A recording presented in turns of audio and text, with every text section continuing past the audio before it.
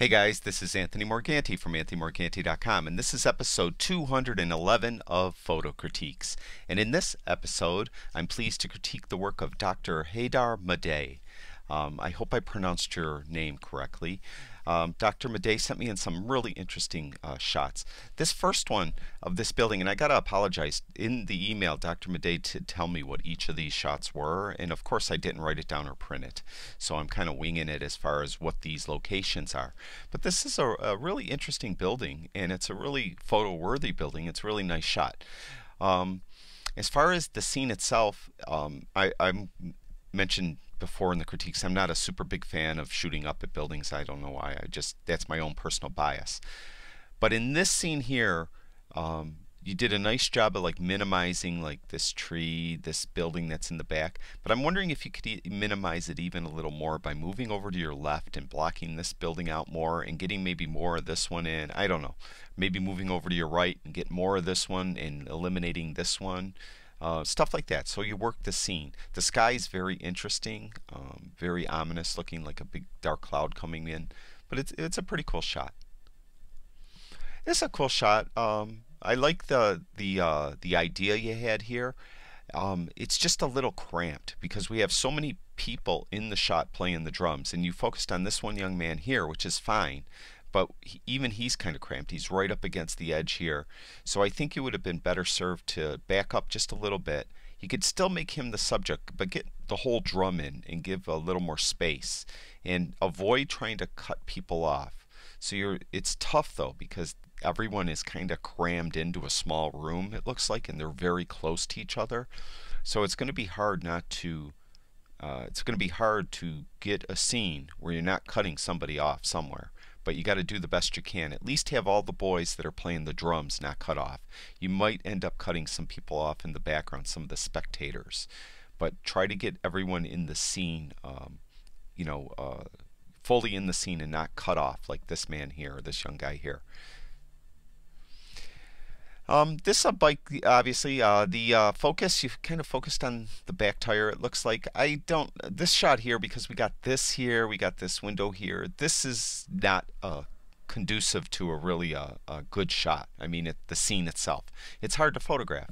A lot of times you see these bikes, they're leaning up against a building with some, unique things in a window. Or I remember I had one in a critique where a bike was leaning up against a building, and inside this showroom window of a storefront, there were some dolls. Remember that one? There were unique things in the window. Or there was another bike where it had it was against a bridge, like it was fished out, so it had interesting. You could tell it was in the water underneath this bridge in this canal. Things like that. In this case here, there's really nothing really super interesting. We have this machine here which we really can't make out. We have a window, but we really don't know what's on the other side. And then we have just, run-of-the-mill ground and walls. So this is a scene that is just tough to photograph, to get anything that's interesting out of it. It's a really cool shot. Nice building. As you can see, this building's leaning to the right. A lot of times we have that when we use certain lenses, and you can see how this guy's leaning to the right. Now, not all the time. It would work on the raw file, I'm sure, but if you go to lens corrections, I'm not sure it's going to work.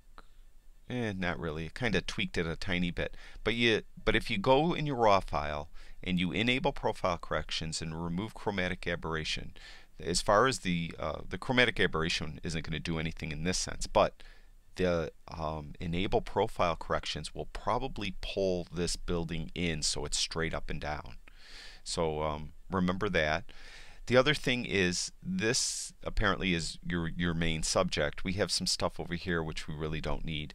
So I'm wondering if you could have moved your camera just a little bit more to the right and had the frame maybe end here. Cut this part of the tree out. So you have this a little more to the left, and you have more of this.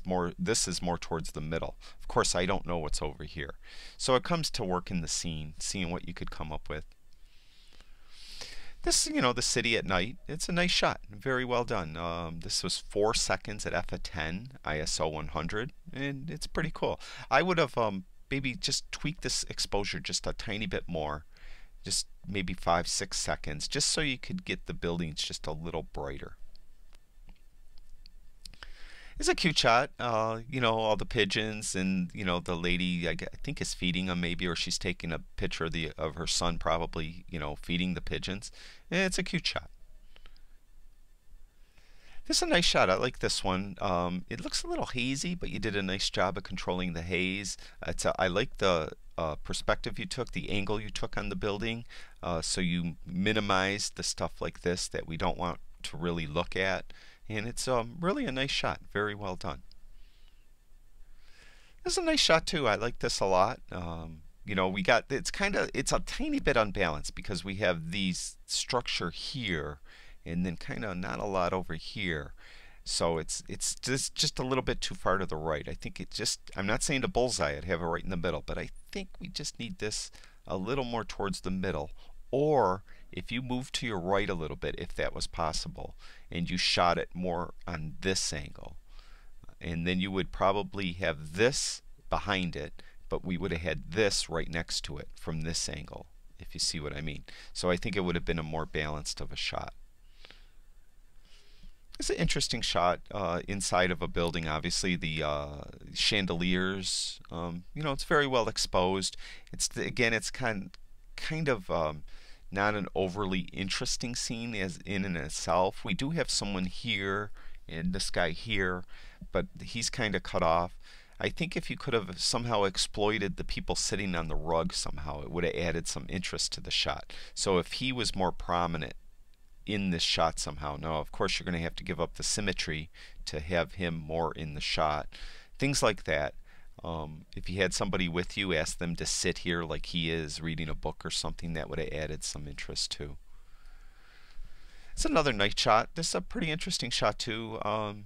It seems it's pretty dark, and as I mentioned many times, if you're going to do prints, you want to print these out even at home or send them to a lab. They never come out that good because the printer just makes a lot of this dark area just look just absolute, like a blob of ink is on your paper, so it just doesn't look right.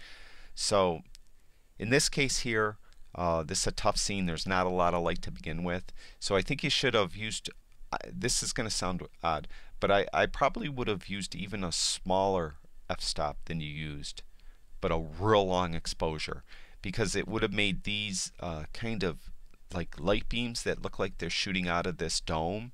They would have made them more prominent. So if you used a smaller f-stop and a much longer exposure to compensate for that smaller f-stop. So if you're at, I don't recommend to go always to stop down all the way, but since this is a night shot and there's not a ton of detail, I think you could have went down to f16, f22, and then like a 30-second exposure, and I think you would have had some interesting light beams coming out of this right here.